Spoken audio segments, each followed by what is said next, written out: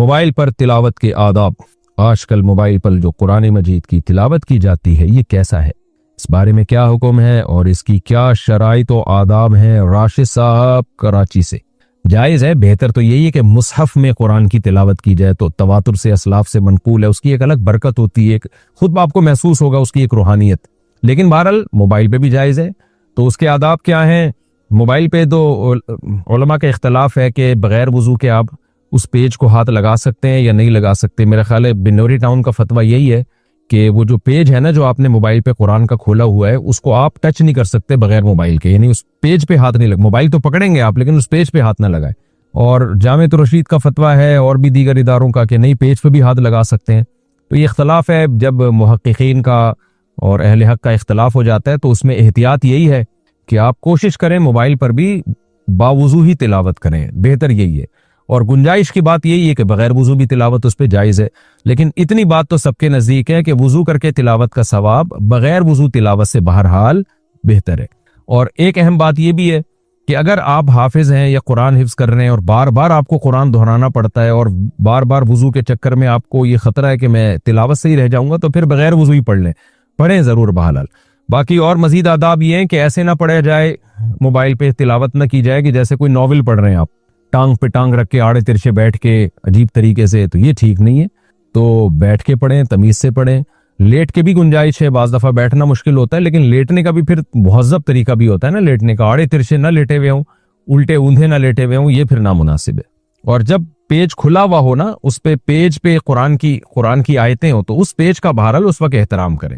ایسا نہ ہو کہ وہ پیج قرآن کا کھلا ہوا ہے اور آپ الٹا رکھ کے چلے جائیں بیٹھنے کی جگہ پہ، تو وہ پھر اس پیج کی ان آیتوں کی بہرحال بے ادبی ہے، کیونکہ ادب کا تعلق عرف سے ہے۔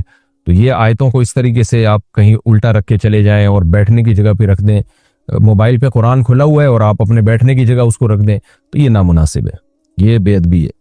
بغیر وضو موبائل میں قرآن پڑھنا، کیا بغیر وضو کے موبائل میں قرآن پڑھ سکتے ہیں اور چھو بھی سکتے ہیں یا نہیں؟ جی ہاں، پڑھ سکتے ہیں، چھو بھی سکتے ہیں، لیکن بہتر ہے کہ نہ چھوئیں، کیونکہ علماء کا اس میں اختلاف ہے۔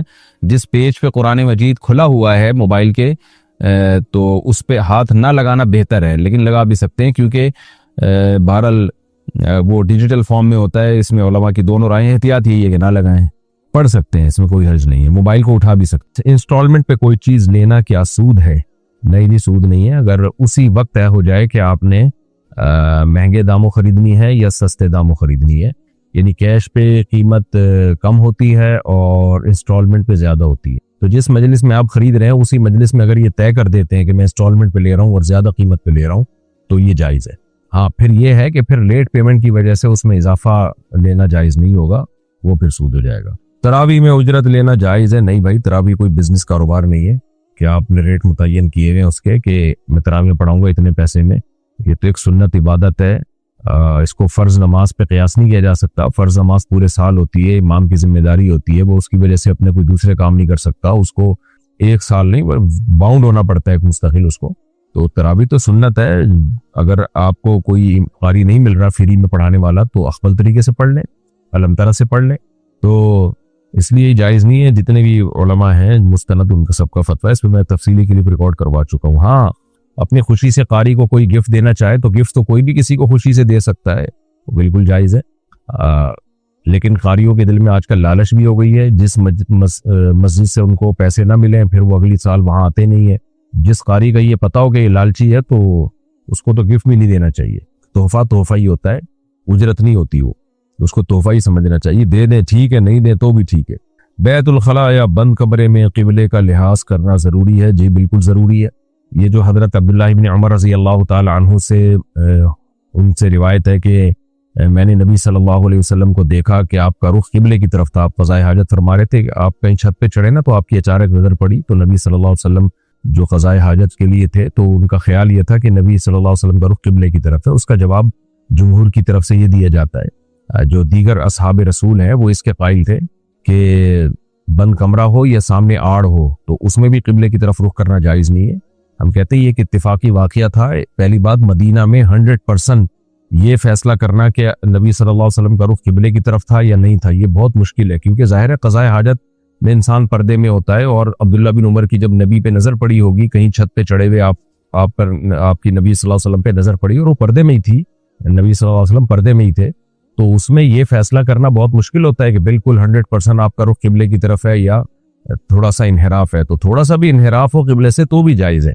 बाकी ये जो नबी सल्लल्लाहु अलैहि वसल्लम से मना है किबले की तरफ रुख करना, तो तिरमिजी की हदीस है, तो उसमें नबी सल्लल्लाहु अलैहि वसल्लम ने अल इतलाक मना किया है। उसमें कहीं भी नहीं है कि बंद कमरे में किबले की तरफ रुख कर सकते हो और खुले मैदान में नहीं कर सकते। तो ये अब्दुल्लाह इब्न उमर रज़ी अल्लाह ताला अन्हु का अपना इज्तिहाद था जो दूसरे सहाबा उस इज्तिहाद में आपके खिलाफ थे। तो वैसे भी किबले की तरफ थूकना जब पसंदीदा नहीं है, चाहे बंद कमरा हो, हदीस में आता है जब तुम में से कोई नमाज में हो ना तो थूकना हो तो दाएं या बाएं थूके, सामने ना थूके, क्योंकि सामने अल्लाह है। तो अब देखें ना, सामने हालांकि सुतरा भी होता है, आड़ भी होती है, लेकिन फिर भी थूकने से मना किया जा रहा है। और वो अल्लाह क्या है? सामने किबला है, जाहिर है। तो वो अल्लाह से मुराद अल्लाह, तो असल में तो अल्लाह अर्श पर है, इल्म और कुदरत के लिहाज से हर जगह मौजूद है। तो उस लिहाज से तो अल्लाह ताला दाएं भी है, बाएं भी है, पीछे भी, आगे भी, हर तरफ ही है। लेकिन सामने जिहत है जो किबले की जिहत है, जिसकी तरफ हम सजदा कर रहे हैं, तो उसको बेइकरामी से रोका गया है। तो थूकने से ज्यादा तो पेशाब ज्यादा बड़ा मसला है। इसलिए किबले की तरफ चाहे बंद कमरे में हो या मैदान में हो या सामने कोई आड़ हो या ना हो, तो किबले की तरफ पेशाब करना जायज नहीं है रुख करके। नबी सल्लल्लाहु अलैहि वसल्लम से तिरमिजी में इस बारे में सही हदीस है कि किबले की तरफ नबी सल्लल्लाहु अलैहि वसल्लम ने रुख करके हमें पेशाब करने से और पुश्त करके भी पेशाब करने से मना किया है, क़ज़ाए हाजत से मना किया है, अल इतलाक। और जो सहाबी इस हदीस के रावी हैं वो बताते हैं कि हम जब शाम में गए तो वहाँ बैतुल खला किबले की तरफ बने हुए थे और वो इमारत ही का बता रहे हैं, यानी आबादी के बीच में ही। तो कहते हैं फिर हम थोड़ा सा मुड़ के बैठा करते थे क़ज़ाए हाजत के लिए और इस्तिग़फ़ार भी करते थे। एक 22 साल लड़का फौज फिल्में देखने का आदी हो चुका है और नामर्दी इस पर मुकम्मल तौर पर जाहिर है। ऐसे शख्स को गुनाह करने से कैसे बचाएं और क्या ये शख्स निकाह कर सकता है? नामर्दी हो गई है तो फौज फिल्में कैसे देख रहा है भाई? नामर्द को तो रग़बत ही नहीं होती इन चीज़ों में। बाकी ये बहुत बड़ा जुर्म है, गुनाह है, और आजकल बहुत सारे नौजवान इसके अंदर मुब्तला हैं। और मैं उन नौजवानों से कहता हूँ, जितना तड़पोगे जाल के अंदर, जाल घुसेगा खाल के अंदर। जो जल्दी तौबा कर लेंगे वो बच जाएंगे, जो नहीं करेंगे, देर करेंगे, तो वो उस गुनाह में फंसते चले जाते हैं। तो इसलिए अपने आप को इस अजाब से बचाएं, इससे बहुत मसाइल खड़े होते हैं। आपकी इस दिवाली जिंदगी पे बहुत बुरा असर पड़ता है इससे, मेंटली हेल्थ आपकी उसका बेड़ा गर्क हो जाता है। तो इसलिए इसके दो इलाज हैं। एक तो ये कि किसी माहिर नफ्सियात से भी रब्ता करें आप, जो साइकेट्रिस्ट होते हैं, साइकोलॉजिस्ट होते हैं, साइकोलॉजिस्ट से आप रब्ता करें, वो आपको गाइड करेगा, बशर्ते कि वो खुद भी इस बुराई में मुब्तला ना हो। पता चला कि वो उसके लिए अंदर में कोई बुराई नहीं है, तो ऐसे किसी साइकोलॉजिस्ट से रब्ता करें। दूसरा, किसी अल्लाह वाले की सोबत भी उठाएं। हजरत फिरोज मेमन साहब हैं और भी दीगर बुजुर्गान दीन हैं, उनसे बैत हो जाएं आप। तो अक्सर देखा है जो हजरत फिरोज मेमन साहब दामद बरकातुहूम हैं, उनसे जो लोग बैत होते हैं तो ये फुहश चीज़ों से अल्लाह उनको बचा लेता है अल्हम्दुलिल्लाह। और इस ज़माने का बहुत बड़ा फितना ही औरत है, ये बेहयाई है।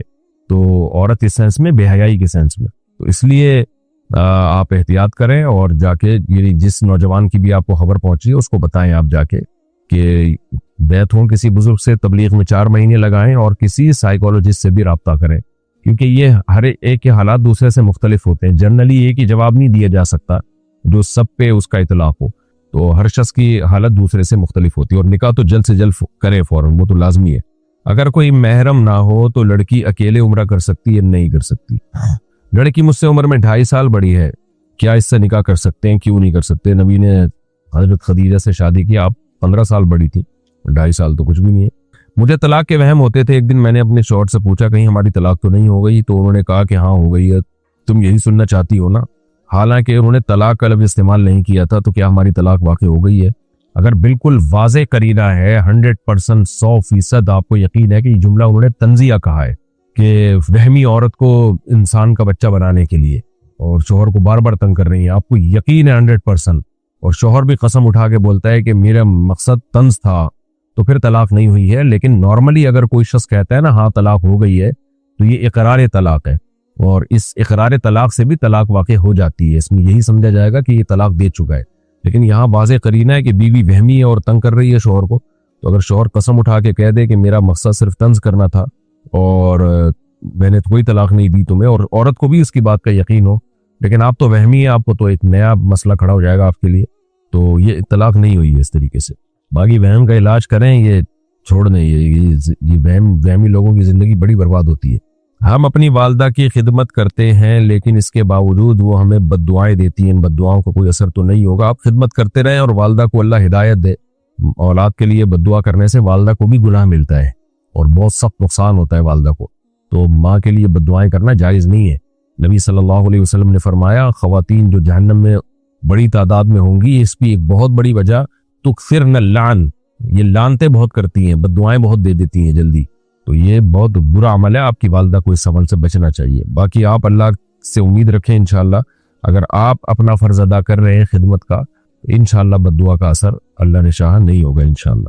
کیا ایک مٹھی داڑھی کے بغیر مرد سچا اور پکا مسلمان بن سکتا ہے؟ نہیں جی، نبی صلی اللہ علیہ وسلم نے حکم دیا اعفوا اللحا، داڑیاں بڑھاؤ، اور یہ حکم وجوبی ہے، استحبابی حکم نہیں ہے، لازمی حکم ہے یہ۔ تو اس لیے نبی کا حکم توڑ کے آپ پورے پکے سچے مسلمان کیسے بن سکتے ہیں؟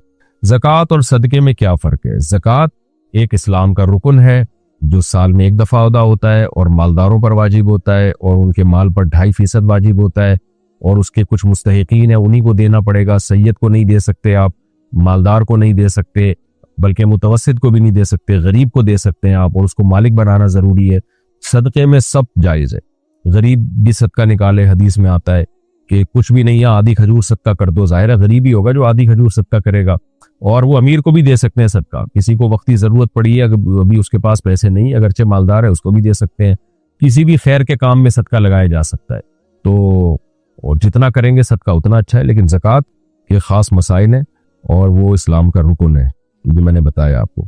کرپٹو کرنسی حلال ہے یا حرام؟ دیکھیں کرپٹو کرنسی کے بارے میں علماء نے توقف کیا، حرام نہیں کہا، یہ ذہن میں رکھے۔ لوگ میری طرف بھی نسبت کر دیتے ہیں مفتی صاحب کرپٹو کرنسی کو حرام کہتے ہیں، مجھے نہیں یاد پڑتا کسی ایک فتوے میں بھی میں نے کہا ہو کہ کرپٹو کرنسی کا استعمال حرام ہے، تو کیونکہ کنفیوژن ہے کہ یہ ہے کیا، بلا کیا ہے یہ، اور کنفیوژن بھی ہماری غلطی سے نہیں ہے، جو کرپٹو کرنسی کے ماہرین ہیں انہی کی رائے میں اتنا اختلاف ہے، تو مفتی تو پھر ظاہر ہے ماہرین ہی کی رائے لے گا نا کہ وہ ہے کیا یہ۔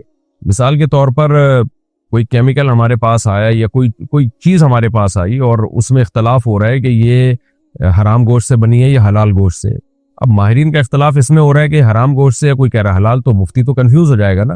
تو وجہ کیا ہے کہ جو نالج ہے ہمارے پاس، وہ نالج دینے والے ہی ایک بات پہ متفق نہیں ہو رہے، تو کرپٹو کرنسی کے ماہرین ہی ایک بات پہ متفق نہیں ہو رہے، اس میں بڑے بڑے سائنٹسٹ ہیں جن سے ہم نے رابطہ کیا ہے، تو پھر اس لیے خاموش ہیں، باقی ہم نے حرام نہیں کہا، یہ خوب اچھی طرح ذہن میں رکھ لیں۔ اور کسی جگہ پہ کرپٹو کرنسی کے بغیر خرید و فروخت بہت مشکل ہو گئی ہو یا بہت شدید مجبوری بن گئی ہو، تو اس میں تو پھر میرا خیال ہے گنجائش والا کال ہی لینا چاہیے، واللہ عالم۔ باقی دوسرے علماء سے بھی آپ رابطہ کر سکتے ہیں اس سلسلے میں۔ کیا جن انسان پر آ سکتے ہیں اور انہیں قابو کر سکتے ہیں؟ جی آ سکتے ہیں، قابو بھی کر سکتے ہیں، لیکن کن پہ آتے ہیں، کن کو قابو کرتے ہیں؟ جو عاملوں کے پاس جاتے ہیں جنات کا علاج کرانے کے لیے، انہی پہ آتے ہیں۔ جو عاملوں کے پاس نہیں جاتے، ان سے علاج نہیں کراتے، ان پہ اول تو جن آتے نہیں، اگر آ بھی جائیں تو خود ہی جان چھوڑ کے چلے جاتے ہیں، دیکھتے ہیں جب ہی ہمیں لفٹ ہی نہیں کرا رہے۔ تو باقی اگر اللہ نہ کرے لاکھوں میں کوئی ایک آدھ ہوتا ہے جس پہ جن آ جاتا ہے، اور وہ بھی مخصوص ٹائپ کے لوگ ہوتے ہیں، اب جن میں کانفیڈنس ہوتا ہے، قوت ارادی مضبوط ہوتی ہے، عام طور پہ جن ان پہ نہیں آتے۔ تو اگر اللہ نہ کرے کسی پہ آ گیا ہے، اکثر تو 99% فراڈ کے کیس ہوتے ہیں، لڑکے لڑکیاں اپنے اوپر جن مسلط کر لیتے ہیں، اصل میں عشق معاشقہ ہوا ہوتا ہے ان کو، تو وہ ناٹک کر رہے ہوتے ہیں۔ بعض دفعہ بہویں اپنے اوپر جن مسلط کر لیتی ہیں، ناٹک کر رہی ہوتی ہیں کہ میں کمفرٹیبل نہیں ہوں وغیرہ وغیرہ، بعض دفعہ ساس مسلط کر لیتی ہے، بڑے بڑے ڈرامے چل رہے ہوتے ہیں اس میں۔ بہترین حل ہے اپنے اوپر جن مسلط کر لو کہ مجھ پہ جن آیا ہوا ہے، تو کوئی پھر جو مرضی پھینکتے رہو، بولتے رہو، گالیاں دیتے رہو، کیس ہی نہیں بنتا کوئی، تو ان پہ تو جن آیا ہوا ہے۔ جن آ جائے آپ اس کے بعد جس کو چاہیں برا بھلا کہیں، تو اس لیے بہرحال اگر کسی پہ اللہ نہ کرے کوئی لاکھوں میں ایک آدھ پہ آ گیا ہو تو عاملوں کے پاس نہ جائیں، سورہ فلق سورہ ناس پڑھ کے اس پہ دم کریں، پانی کی چھینٹیں ماریں، سورہ فلق سورہ ناس پڑھ کے آیت الکرسی پڑھ کے پانی پہ پھونکے اور پانی کی زور زور سے چھینٹیں ماریں، اس کا باپ بھی بھاگے گا انشاءاللہ۔ اس سے زیادہ کچھ نہ کریں، آج نہیں تو کل ٹھیک ہو جائے گا بندہ، دیر سے ہوگا لیکن ہو جائے گا انشاءاللہ۔ اور اگر ادھر چلے گئے عاملوں کے پاس، گئے زندگی بھر کے لیے، وقتی طور پہ فائدہ ہوگا، اس کے بعد آپ کے خاندان، یہ آپ کا خاندانی مسئلہ بن جائے گا پھر یہ۔ عمار ابن یاسر انڈیا سے، کسی کو بھی کال کرنے کے بعد ہیلو سے بات شروع ہوتی ہے، اس کا مطلب سنو ہوتا ہے اور یہ گفتگو میں شامل ہو جاتا ہے، لیکن حدیث میں کسی سے بات کرنے سے پہلے سلام کرو، یہاں پر حدیث کے خلاف عمل ہو رہا ہے، کیا یہ گناہ ہے؟ خلاف سنت ہے، خلاف سنت گناہ نہ بھی ہو تو بھی بری بات ہے، تو اس لیے سلام سے السلام علیکم کہنا چاہیے، ہیلو بھی کہیں، بعد میں کہہ دیں، شروع میں سلام کرنا چاہیے۔ جب ایک چیز شریعت نے ہمیں بتائی ہے، سکھائی ہے، اور اس کو کہتے ہوئے ہماری زبان بھی نہیں گھس رہی ہے، تو یہ پھر بڑے محرومی کی بات ہے کہ آپ کیوں اس کو فالو نہیں کر رہے۔ محمد شاہ نواز انڈیا سے، میری والدہ 5 وقت کی نمازی ہیں لیکن وہ شرک کرتی ہیں، غیر اللہ کو بھی مانتی ہیں، نیاز فاتحہ مزاروں پہ جانا وغیرہ اس طرح کے کام کرتی ہیں، اور میرے والد صاحب 2 سال میں سوائے عید کے کوئی نماز نہیں پڑھتے، جمعے کی بھی نہیں پڑھتے۔ میں انہیں کیسے سمجھاؤں؟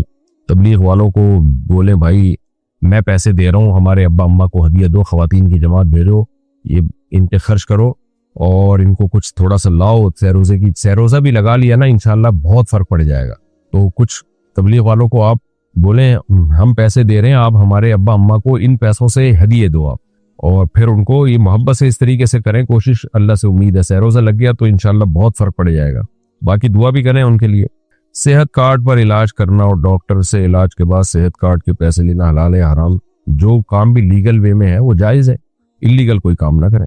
محرم میں حلیم کھانا جائز ہے، وہ جو مخصوص دنوں میں محرم میں حلیم پکتا ہے اور بٹتا ہے وہ تو جائز نہیں ہے، کیونکہ وہ ایک بری رسم کی تائید ہے، بدعت ہے، لوگ اس کو مقدس سمجھتے ہیں۔ اور اگر یہ نہیں ایسا نہیں ہے تو ویسے ہی کسی کے دن کسی کے گھر میں حلیم بن جائے تو کوئی حرج نہیں، البتہ محرم میں اجتناب کریں کیونکہ محرم میں لوگ اسی نیت سے پکا اور کھا رہے ہوتے ہیں۔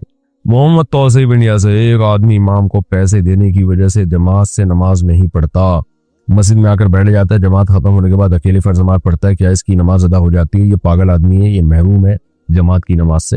امام اور سب لوگ مل کے نماز پڑھ رہے ہیں اور یہ صرف اس لیے جماعت سے نماز نہیں پڑھ رہا کہ امام صاحب کو تنخواہ ملتی ہے۔ امام صاحب کی تنخواہ کے جائز ہونے پر تو پوری امت کا اجماع ہے، اور بالفرض اگر امام غلط بھی ہو تو جماعت سے نماز نہیں چھوڑ سکتے آپ۔ حضرت ابو ہریرہ نے حجاج بن یوسف کے پیچھے نماز پڑھی ہے جو اتنا ظالم آدمی تھا، تو آپ جماعت کی نماز امام سے اختلاف کی وجہ سے چھوڑ نہیں سکتے، امام اچھا ہو برا ہو، فرض نماز آپ کو اس کے پیچھے پڑھنی پڑے گی۔ امبر رحیم کراچی سے، جتنا ثواب درود ابراہیم پڑھنے سے ملتا ہے کیا یہ والا درود شریف پڑھنے سے بھی وہی ثواب ملے گا؟ یہ والا درود پڑھ سکتے ہیں، اللہم صلی علی سیدنا محمد وبارک وسلم۔ نماز میں درود ابراہیم ہی پڑھنا چاہیے، باقی وقت میں آپ جو چاہے درود پڑھ لیں، یہ والا بھی پڑھ سکتے ہیں جو ابھی آپ نے بتایا ہے۔ اگر جسم سے خون نکلے تو کیا وہ ناپاک ہوتا ہے؟ اور اگر کسی کپڑے پر لگ جائے تو اس کا کیا حکم ہے؟ خون نکل کے بہہ گیا تو یہ ناپاک ہوتا ہے، اور کپڑے پہ لگ جائے تو کپڑا بھی ناپاک ہو جاتا ہے۔ البتہ ایک آدھ دھبا اگر لگائے تو نماز ہو جائے گی، اور اگر ہتھیلی کی گہرائی کے بقدر پھیل گیا تو نماز نہیں ہوگی۔ داؤد لاہور سے، کیا کسی برے کام کا ارادہ کرنے پر بھی گناہ ملتا ہے؟ اگر صرف ہلکا سا ارادہ آیا ہے دل میں تو گناہ نہیں ملتا، ہاں اگر عزم کر لیا ہے، پکا ارادہ، اتنا پکا ارادہ کہ اب اس کے اسباب اختیار کرنا شروع کر دیے، یا یہ کہ اگر رکاوٹیں نہ ہوتی تو یہ گناہ کر دیتا، تو پھر اس ایسے مضبوط ارادے پر بھی گناہ ملتا ہے۔ لیکن ایسا مضبوط ارادہ کر کے اگر آپ نے ارادہ بدل دیا تو پھر اللہ نیکی بھی دیتے ہیں۔ یا گناہ کا ہلکا سا ارادہ آیا تو ہلکے سے ارادے پر گناہ نہیں ملتا، لیکن اس ہلکے سے ارادے سے آپ دستبردار ہو گئے اور پیچھے ہٹ گئے تو بھی نیکی ملتی ہے۔ امامت کب کر سکتے ہیں؟ کیا مطلب امامت کب کر سکتے ہیں؟ بھائی امام کے لیے عاقل بالغ ہونا ضروری ہے، اور ایسے شخص کو امام بنایا جائے جو پرہیزگار ہو، داڑھی مکمل ہو، اس کی شریعت کو فالو کرتا ہو۔ فاسق آدمی کو امام بنانا جائز نہیں ہے۔ البتہ آپ کے اختیار کے بغیر کوئی امام بن گیا تو فالو کرنا پڑے گا، نماز اس کے پیچھے پڑھنی پڑے گی، جماعت نہیں چھوڑ سکتے آپ اس بیس پہ کہ امام فاسق ہے، اس بیس پہ جماعت چھوڑنا جائز نہیں ہے۔ ذیشان صاحب کہتے ہیں میں ایک بینک کیشیئر ہوں، جب شام کے وقت کیش بیلنس کرتے ہیں تو کبھی کبھی کیش ختم ہو جاتا ہے اور کبھی زیادہ، جب کم ہوتا ہے تو جیب سے پیسے ڈال کر بیلنس کرتے ہیں، اور جب زیادہ ہوتا ہے تو اسے ٹریس کرتے ہیں کہ کسی اور کا کیش ہمارے پاس نہ آ گیا ہو، اور اگر ٹریس نہ ہو تو کیا ہم اس کیش کو استعمال کر سکتے ہیں؟ جتنا کیش آپ نے اپنی جیب سے ڈالا ہے تو اتنا یوز کر سکتے ہیں، اس سے زیادہ نہیں۔ عامر صاحب ٹنڈو، میں نے انسانوں کے نیچرل بالوں کی وگ لگائی ہوئی ہے، جب وضو یا غسل کرتا ہوں تو نکال دیتا ہوں، لیکن باقی وقت لگی رہتی ہے جیسے نماز وغیرہ کے اوقات میں، کیا اس طرح میری نماز ہو جاتی ہے؟ نماز مکروہ تحریمی ہے، نبی صلی اللہ علیہ وسلم نے انسانی بال استعمال کرنے سے منع کیا، بالکل حرام ہے یہ، تو آپ مصنوعی بالوں کی وگ لگا لیں، انسانی بالوں کی وگ نہ لگائیں۔ زینب عمر انڈیا سے، قربانی میں اگر قصائی نہ مانے اور حرام مغز میں چاقو مار دے تو اس سے جانور کا گوشت حلال ہوگا؟ جی گوشت تو حلال ہوگا، لیکن یہ عمل جائز نہیں ہے، برا عمل ہے۔ یوٹیوب کے اسلامی چینلز کی پیمنٹ حلال ہے؟ جی حلال ہے، اس پہ کئی دفعہ تفصیلی بیان ریکارڈ کروا چکا ہوں، البتہ چند فیصد پیسے صدقہ کر دیں، 2%، 2.5%، 5%، تو کچھ نہ کچھ صدقہ کر دیں تاکہ اس میں جو ایڈ ایسے آ گئے ہیں فوش وہ آپ کی رقم اس سے پاک ہو جائے۔ باقی اس پہ میں دلائل سے پورا کلپ ریکارڈ کروا چکا ہوں، وہ دیکھ لیں۔ میرا شوہر ایک تندرست آدمی ہے لیکن وہ کماتا نہیں ہے، اسے کمانے کا بولو تو مارتا ہے۔ جی پاگل آدمی ہے۔ میرے 6 بچے ہیں، ان کو پالنے کے لیے مجھے کیا اپنے بچے اور شوہر دونوں کو کما کر کھلانا پڑے گا؟ ایسے آدمی سے آپ علیحدگی لے لیں، اگر نہیں دے رہا تو ایسے شخص سے کورٹس کے ذریعے بھی خلا لیا جا سکتا ہے۔ آپ 2 گواہوں کو لے کے جائیں کورٹ میں اور کہیں کہ بھئی یہ میرے اڑوس پڑوس میں رہتے ہیں اور میرے حالات جانتے ہیں، یہ سب جانتے ہیں اس بات کو کہ میرا شوہر مجھے بالکل نان نفقہ نہیں دیتا، اور جب میں اسے نان نفقے کی بات کرتی ہوں تو مجھے الٹا مارنا شروع کر دیتا ہے۔ تو کورٹ اس کو جو ہے گواہوں کی موجودگی میں پہلے تو اس کو بلائے شوہر بیان دے، اور اگر وہ ثابت ہو جاتا ہے کہ واقعی یہ کر رہا ہے گواہوں سے تو پھر کورٹ جو ہے نکاح کو ختم کر دے، تو اس طریقے سے نکاح ختم ہو جائے گا۔ تو میرا خیال ہے آپ کے لیے شوہر کے پاس رہنا درست نہیں ہے، علیحدگی اختیار کریں ایسے آدمی سے۔ اچھا بھائی، میرے پاس 6 تولے سونا ہے اور وہ گروی رکھا ہوا ہے۔ کہاں رکھا ہوا ہے بھائی ذرا بتا دے؟ اور ہمارے اوپر قرضہ بھی بہت زیادہ ہے، کیا اس صورت میں بھی قربانی فرض ہے؟ ابھی تو زکوٰۃ کے مسائل لوگ رمضان میں پوچھ رہے ہیں۔ آپ یہ بھائی 2026 ہے 25 ہے، میں جگہ 26 بیان میں بھی اس دن 26 بول دیا میں نے۔ اچھا خیر، تو کہتے ہیں 6 تولے 2025 چل رہا ہے یہ رمضان، اور آج جمعرات، 6 تولے سونا اور وہ گروی رکھا ہوا ہے۔ دیکھیں آپ کے پہ قرضہ کتنا ہے، تو قرضہ سونے یعنی سونا نکال کے بھی یعنی قرضہ اس سے بھی زیادہ ہے، تو پھر نہ قربانی ہے نہ زکوٰۃ ہے۔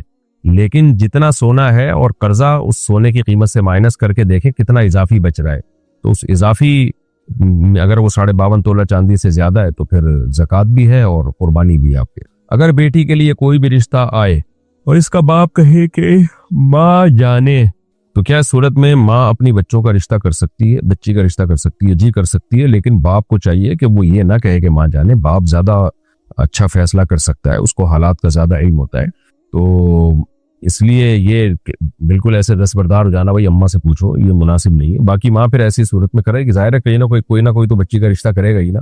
نکاح کے موقع پر اگر والد کے سر نیم میں غلطی ہو جائے تو کیا نکاح جائز ہے؟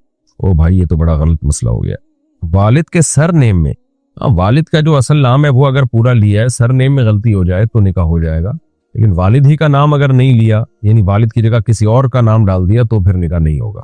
میں سعودیہ میں ہوتا ہوں، میرے گھر والے میرے رشتے تلاش کر رہے ہیں اور انہیں ایک رشتہ پسند بھی آیا، لیکن وہ لڑکی والوں نے یہ بات کافی عرصے بعد بتائی کہ لڑکی کا پہلے نکاح ہو چکا ہے لیکن رخصتی نہیں ہوئی، ہم نے طلاق لے لی تھی۔ یہ بات میرے گھر والوں کو بری لگی، انہوں نے میری رائے پوچھی، میں نے رضامندی ظاہر کر دی، لیکن اب گھر والے نہیں مان رہے تو میں گھر والوں کو کس طریقے سے مناؤں؟ گھر والوں سے بولو اتنے زیادہ نخرے مناسب نہیں ہے، آپ کی بھی کل بیٹیاں ہوں گی اور آپ کے بھی بہنیں ہوں گی اور آپ کے خاندان میں بھی لڑکیاں ہوں گی۔ اب اگر نکاح ہوا تھا اور رخصتی سے پہلے طلاق ہو گئی تو کیا ہے اس میں کون سا کوئی اتنا بڑا طوفان آ گیا؟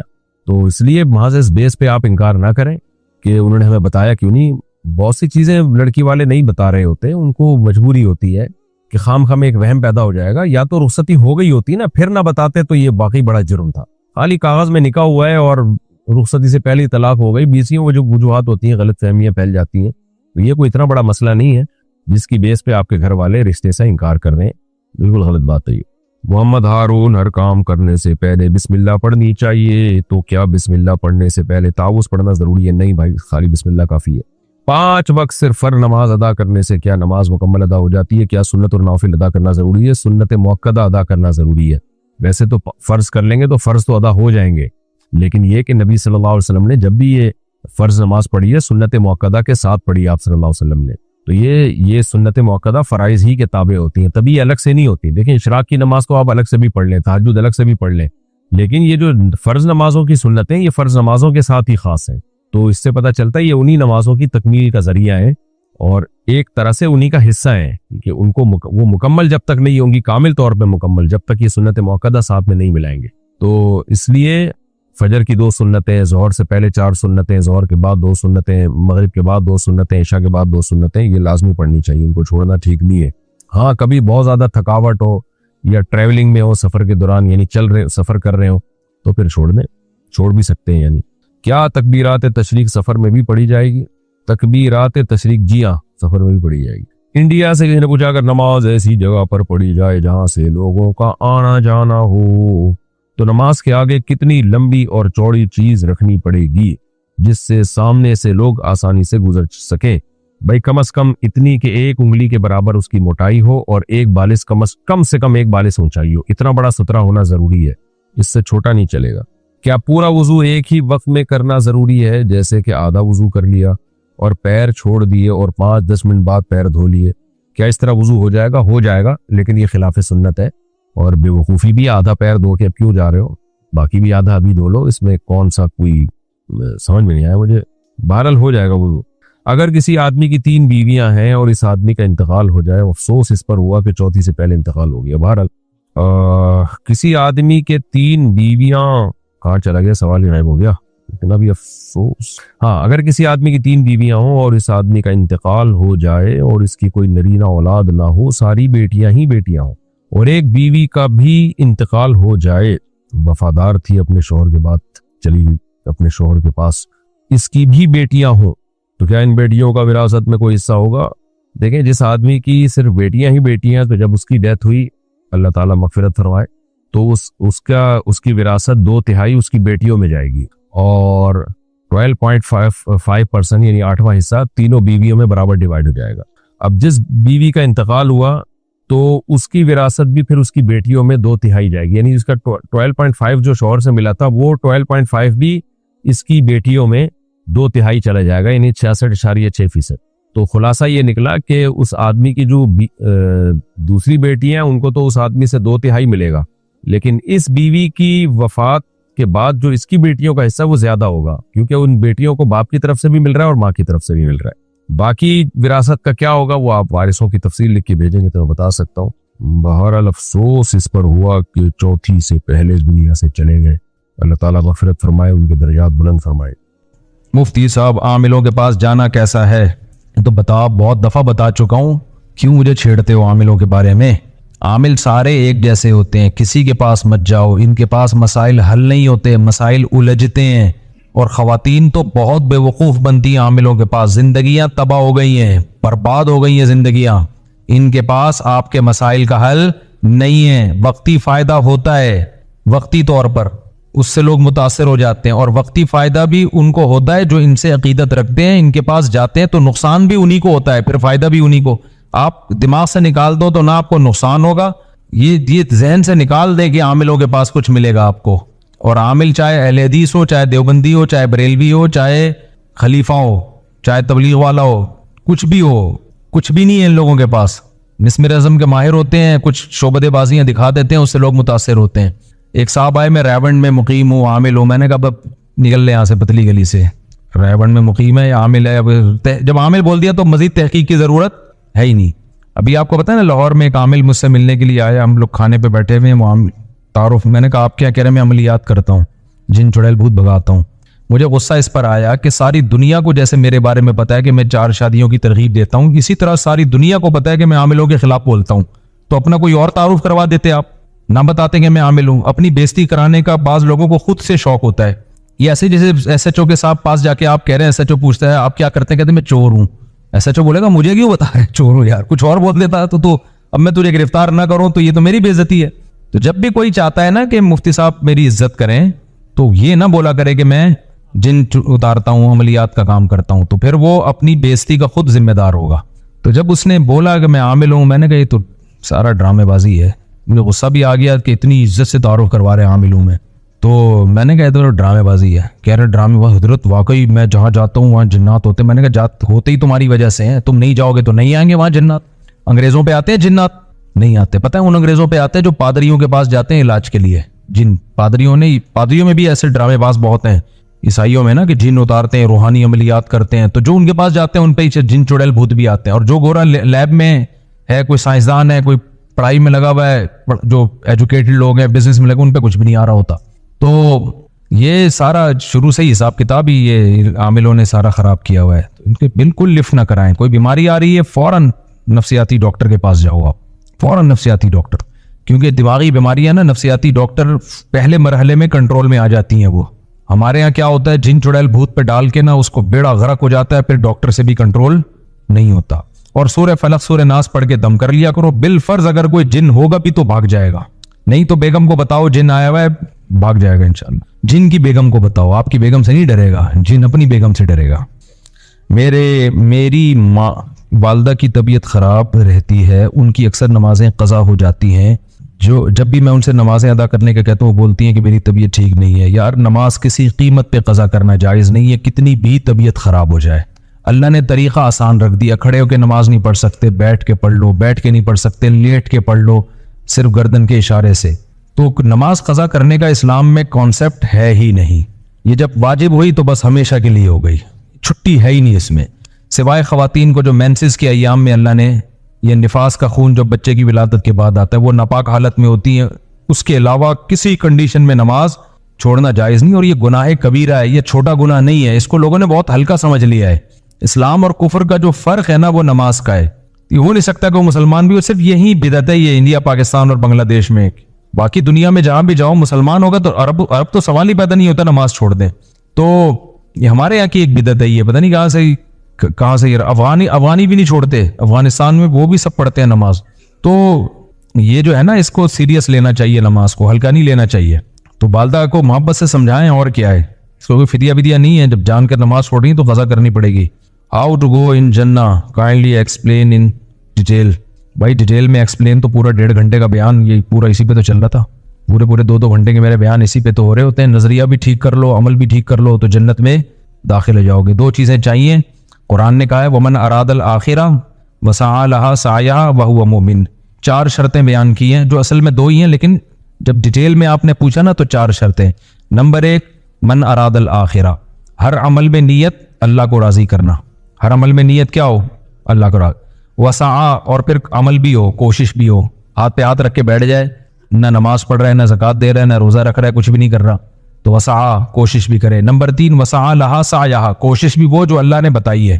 اخپل طریقے سے اپنی کوشش کرے گا وہ نہیں, یعنی جس چیز کو اللہ نے کہا یہ کرو وہ کرے, جس چیز کو اللہ نے کہا نہیں کرو وہ نہ کرے. اپنی طرف سے آپ الٹے لٹک جاؤ. جیسے میں نے بیان میں کہا نا کہ ہندو اعتراض کر رہا ہے کہ یہ مولوی لوگ تو دیکھو شادیاں بھی کر رہے ہیں, گاڑیوں میں گھوم بھی رہے ہیں, تو اب وہ چاہ رہا ہے کہ ہم شادیاں بھی چھوڑ دیں, گاڑی میں کے بجائے ہم گدھے پہ آ جائیں. تو یہ کوشش تو ہوگی, لیکن یہ آپ کی بنائی ہوئی کوشش ہے, اس سے اللہ خوش نہیں ہوگا. میرا دل چاہ رہا ہے جلیبی کھانے کا, میں جلیبی چھوڑ دوں اللہ کی رضا کے لیے, تو اللہ کہے گا میں نے کب کہا میں جلیبی چھوڑنے سے خوش ہوتا ہوں. ہاں صحت کے لیے چھوڑ دے ایک الگ بات ہے. یہ میرا خربوزہ کھانے کو دل چاہ رہا ہے, میں کہوں میں اللہ کے لیے خربوزہ چھوڑ دوں گا تو اللہ خوش ہوگا. اللہ کہے میں نے خربوزے پیدا تمہارے لیے کیے ہیں تو کیوں چھوڑ رہا ہے بھائی تو. میں کہوں میرا انار کھانے کا دل چاہ رہا ہے, میں انار نہیں کھاؤں گا, اللہ خوش ہوگا خوش اللہ. اللہ کہے گا میں نے کب کہا کہ بھائی میں انار چھوڑنے سے خوش ہوتا ہوں. میرا پراٹھا کھانے کا دل چاہ رہا ہے, میں چھوڑ دوں پراٹھا اللہ کی رضا کے لیے, تو یہ اپنی بلائی بھی کوشش ہوگی, اس سے اللہ خوش. تبھی تو جو لوگ افطار میں دیر کرتے ہیں گناہ ملتا ہے ان کو, اس لیے کہ اللہ نے پابندی لگائی تھی سورج غروب ہونے تک, وہ پابندی ہٹ گئی ہے. اب تو جو دیر کر رہا ہے یہ تیرا اپنا ہیڈ ایک ہے. کیوں کر رہا ہے بھائی تو یہ سمجھ رہا ہے کہ میں لمبا روزہ رکھوں گا اللہ خوش ہوگا. نہ نہ نہ, اب روزہ ختم ہو گیا تو اب اللہ کھانے سے خوش ہوگا, اجتناب کرنے سے خوش نہیں ہوگا. سمجھتے ہو کہ نہیں سمجھتے؟ اور میں تو اس لیے بھگتا ہوا ہوں کہ جب بار بار شادی کا ٹاپک آ رہا ہے, خواتین بھی بیان سننے آئی بھی, اللہ معاف فرمائے, کیا کریں, تو استغفار کر لیں گے پھر بیٹھ کے. میں جب کر رہا تھا نا تو مجھے سب سے زیادہ تانے پتہ ہے کیا مل رہے تھے, عیاشی کے.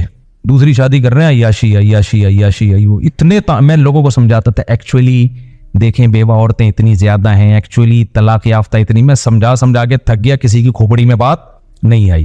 پرسوں ایک خاتون ملی ہیں مجھ سے پرسوں, اور مجھے دیکھ کر اتنا زیادہ وہ ایکسائٹڈ ہو رہی تھی, بہت زیادہ, جیسے پتہ نہیں کوئی کیا, یعنی میں نے کہا ان کو کیا ہو گیا اتنا خوش ہو رہی ہیں.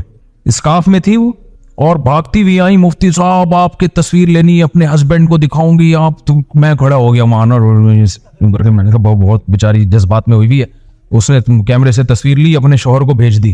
میں چلا گیا آگے, بڑی خوش تھی نا, میں آپ کے بیان سنتی ہوں, میں بہت خوش ہوں, آپ میں نظر آ گئے, ایسے تصویر کھینچی.